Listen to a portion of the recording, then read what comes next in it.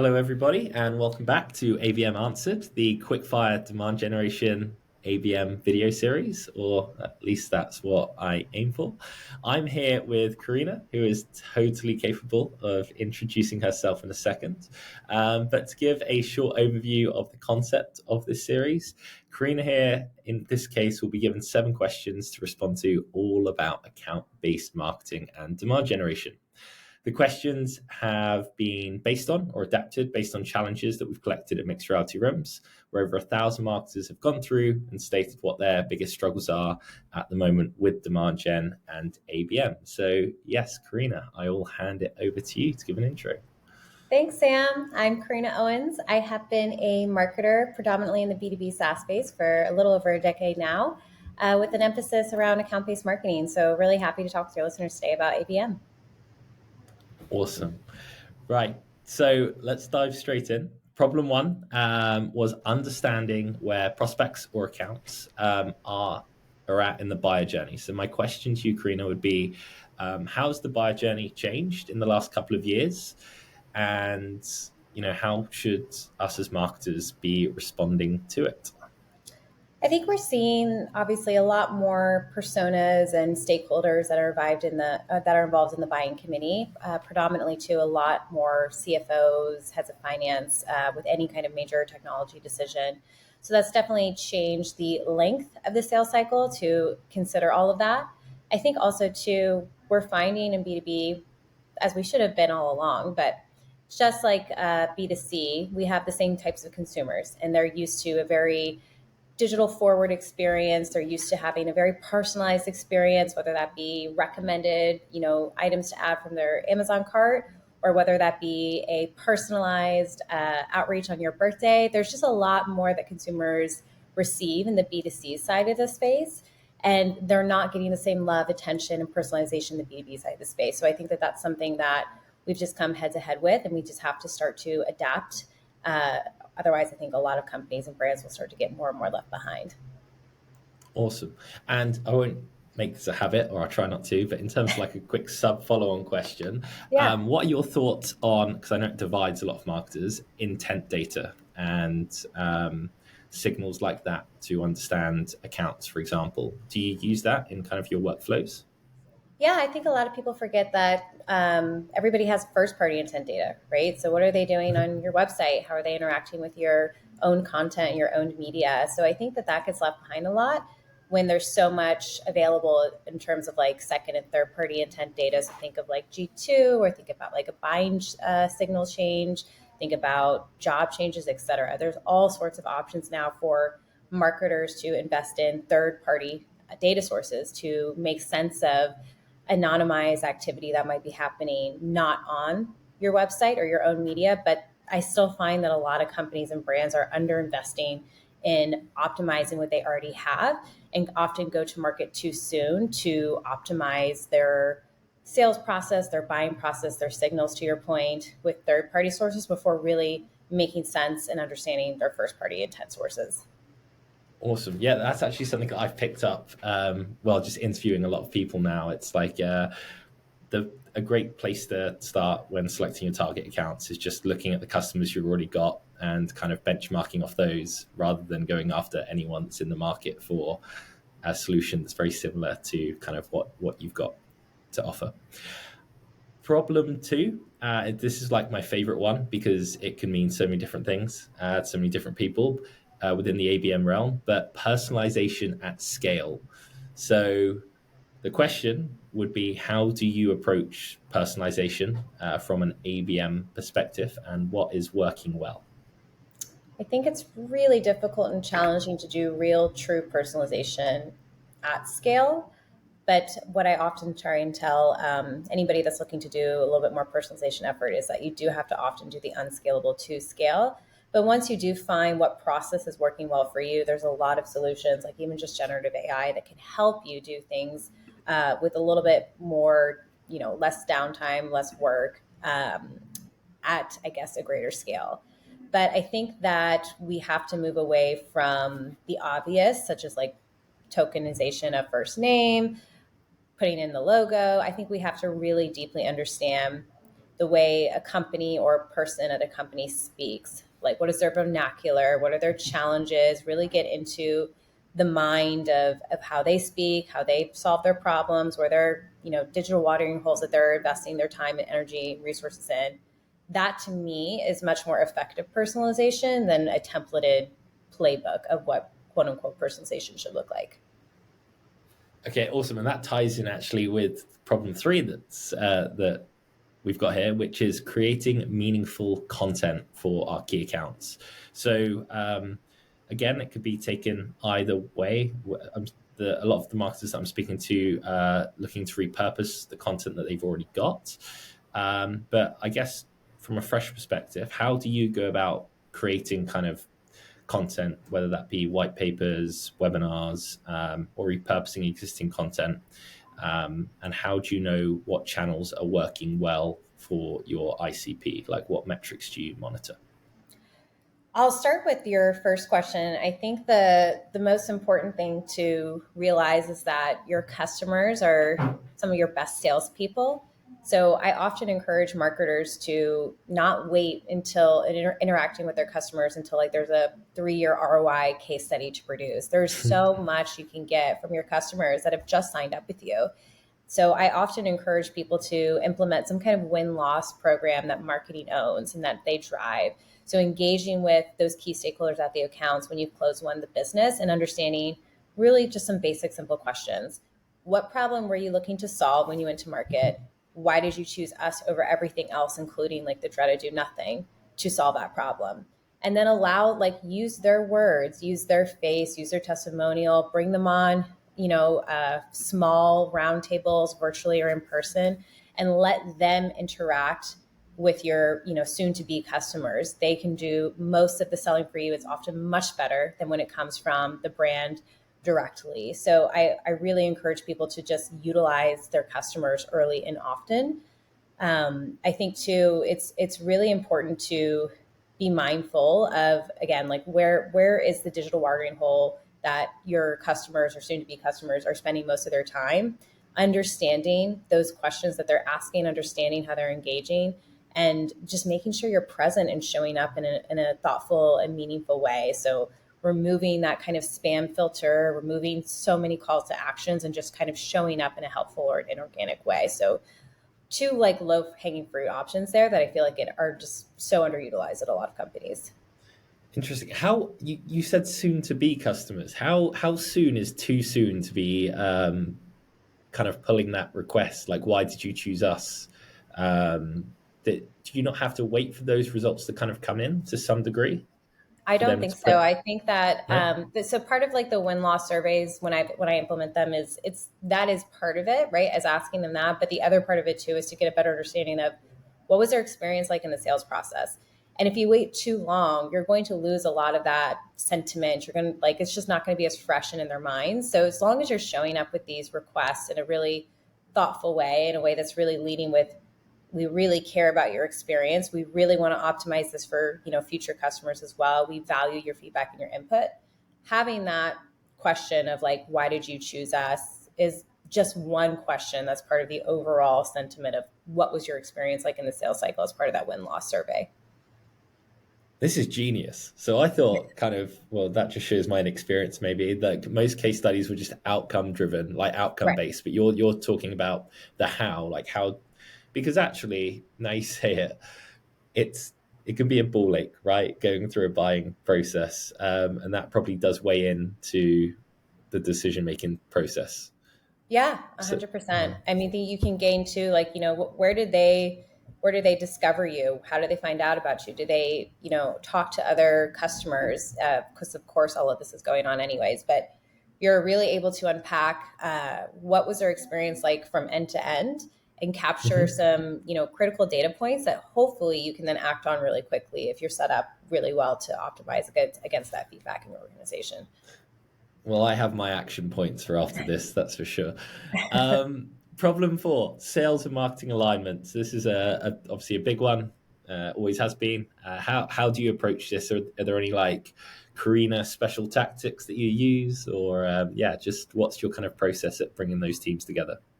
It's crazy to me that this is still such a topic, that it's still, something that people, do keynotes on in this time and age when we have so much available at our fingertips and it's so easy for us to connect. But what I would say is that I've often been a first time marketing hire in my career. And so as a result, I've just naturally been needing to be that kind of go-to person within my like go-to-market team. So I've always made sure that I'm, very understanding of what's happening in product. What does their timeline look like? What do their releases look like? What does their KPIs look like? What's happening with customer success? What does, their churn risk look like? Who are the best customers? What is really working well? And then of course with sales too. How are they going? How are they hitting their quotas? How are they doing with their pipeline targets? And then being that helpful resource for all of those different teams so that I can leverage and utilize their team and their resources and efforts as well later. But it's always starting from a point of, I say the best marketers are the ones that are stewards of account data. And so I think that lends itself really well to being a really strong internal key stakeholder within your own organization. So I would just recommend being like treating internal marketing as important as external marketing. So really investing in those different go-to-market functions, building those relationships and being seen as that go-to person that they can depend on to help drive their own goals and their own initiatives. That's awesome. And do you have a specific cadence that you do for like check-ins? Is it weekly? Is it bi-weekly? I Or try and date? optimize. Well, I'm always available, to my own detriment at times, but I try and optimize around their schedule and where Hmm. they're working. So for sales, they always will often have their team meet up to just review as a team, like their pipeline, how they're progressing against that. I'll ask to be in those meetings, and it's always been met with like, okay, sure. And what I do is I show up to those meetings with not just to be a fly on the wall, but to actually provide some helpful information. And sometimes that's just letting them know, hey, heads up, we're doing an event that's around the corner, or hey, here's this new piece of content, here's how to leverage it, here's how we went about it. So always coming, again, being helpful, being prepared, but showing up where these meetings are already happening, even if that means Hmm. your schedule is a little bit more front loaded to begin with, it's going to build a lot of credibility and internal buy-in along the way. So then maybe you can structure to where you're hosting, like, let's say an ABM office hours monthly or quarterly. You can then facilitate that out to be the go-to place, but you have to first, I think, show up. Just like with our prospects, you have to show up where they already are, build that trusted, authority, and build those relationships, and then you can kind of filter it to be a little bit more self-serving down the line. Awesome. That's such an American response. Always available. I mean, us Europeans could probably learn a thing or two from that. There's a reason why you guys have so many unicorns. Um, That's but funny. yeah, that's good. Problem five. So we're over halfway. We're smashing it. You mentioned it earlier, but implementation of AI. So I guess kind of my question to this is like, well, you mentioned G2 as well and things, but where do you keep up to date? And obviously you're one of the founding members of, is it Rev Genius? I think I'm a part of Uh-huh. that, Revenue Genius and lots of other communities. But where do you typically keep up to date with like these new AI trends or kind of get your ideas from? And are there any AI tools right now that you're using like religiously? Yeah, I would say that it's hard when things are emerging to find any one source, has been my experience. So I'm Hmm. constantly diving into, I probably have 30 podcasts, like half of those are filled with just AI. That's not specific to B2B or to marketing, but it's just to help me be as aware as I can be of emerging trends, which I think is really beneficial for any marketer, especially in this, day and age. Um, but I would say that I'm a kinesthetic learner, so I learn by doing. So I will get into these different solutions and try and be either a beta user or pay a small fee to just try and test things out myself, because I find that I'm most effective when I can just get my hands in the work and tinker with things myself.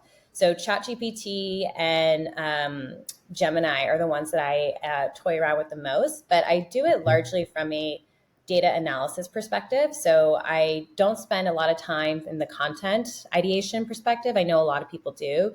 I'm heavily underwhelmed by the prompts, but the Yeah. responses I get back from my prompts there, which, I feel very fortunate that I feel that way. I've spent most of my career writing white papers, content, ghostwriting for executives, writing sales emails, etc. So writing is just something I'm very comfortable with.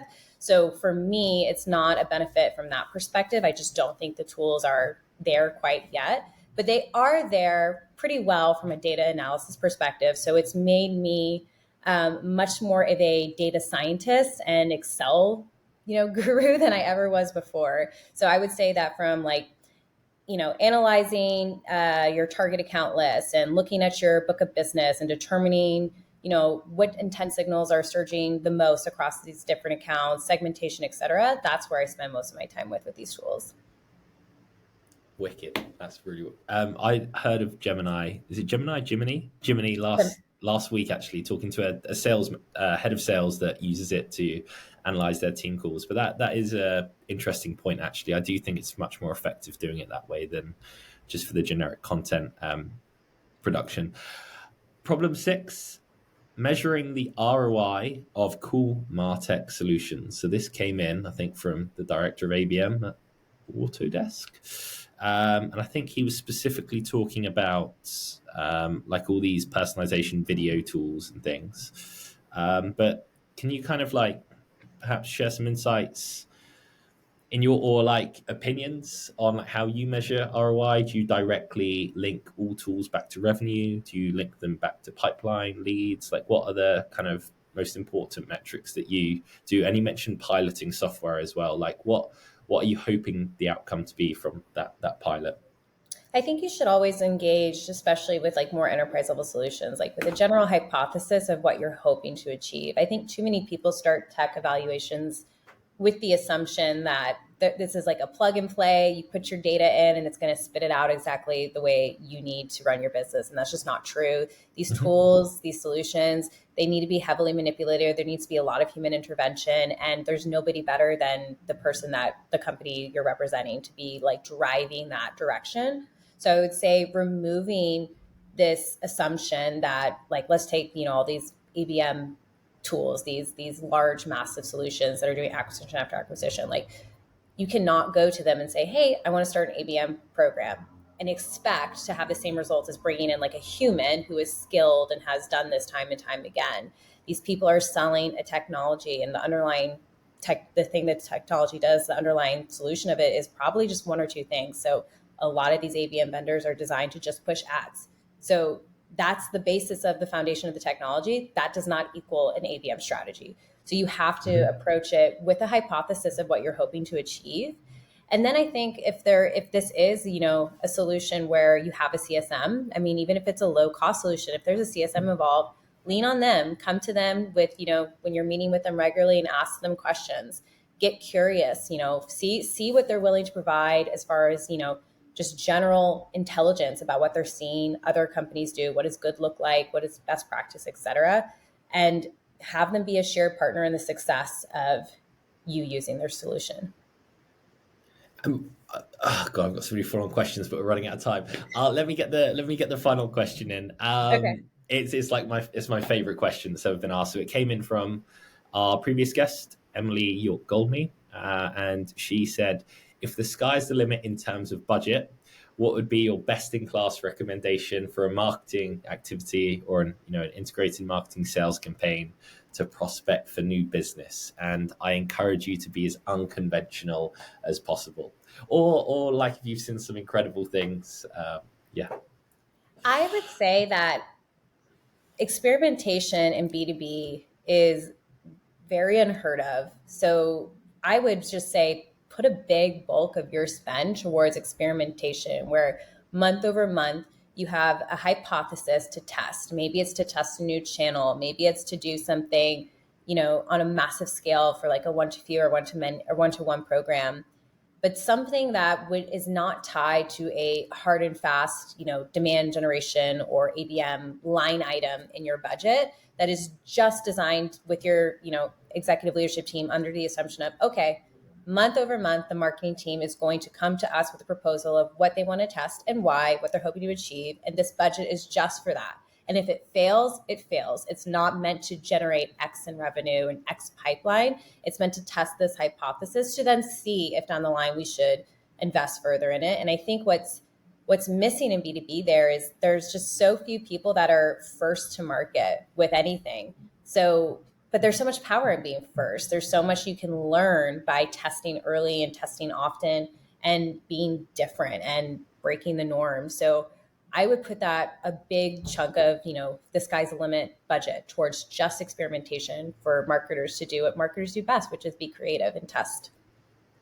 It is scary, the B2B space. One of our previous guests, I think it was Rusia, she mentioned that everything in B2B marketing gets copied so quickly. So there's one thing being first, but also like you need to be first with enough ad spend or enough like promotion behind it to actually solidify the fact that you were first. Yeah, Um, and I think I watched a Chris Walker video as well recently on like the reason he does video is because it's harder to copy than like I saw that. text and thoughts. Yeah, I I thought it was and I quite love it. interesting. Yeah, and maybe that won't always be the case, but I think it still is now. And yeah, there's nothing you can't really replicate the human quite yet. So that's spot on. Yeah, thank God. I have a completely separate question Okay. that's just caught me completely off guard. If you are deep into B2B marketing, right? You are like you sit on so many advisory boards. Like you're an advisor, you do your own thing, smash it out the park. What would you do, Karina, if you weren't doing B2B marketing? Yeah, that's a great question. So, I think I've been hustling for a long time, and there's been so much of my identity that's been wrapped up in my career. And so I'm trying to get back to the Corrina that was not so embedded with B2B for that same reason, because maybe all of this could go away tomorrow. So I would probably, like, just short answer, do nothing.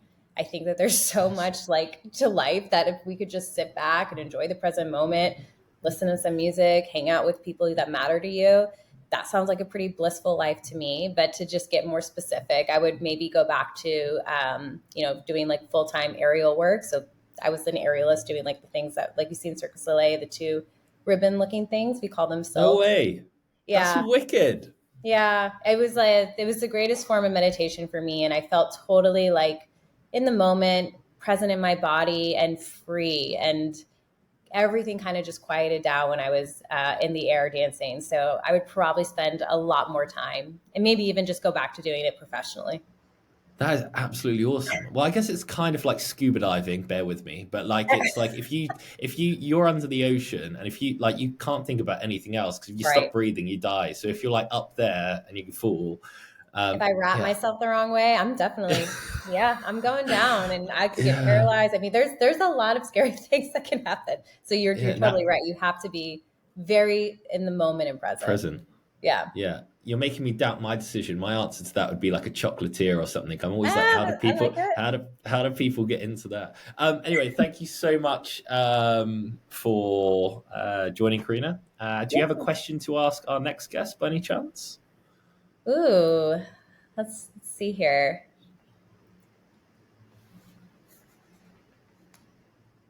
I would be curious.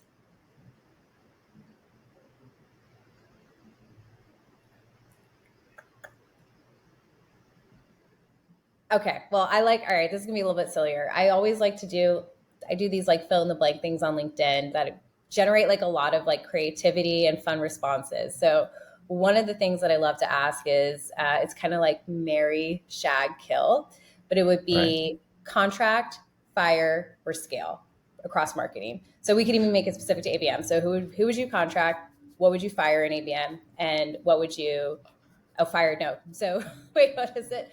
Contract, fire, scale. Yeah. I think I've got a new favorite question. That's fantastic. All right, awesome. I'll ask it to my next guest. Thank you so much for joining, Karina. Thank you. Appreciate you. Cheers.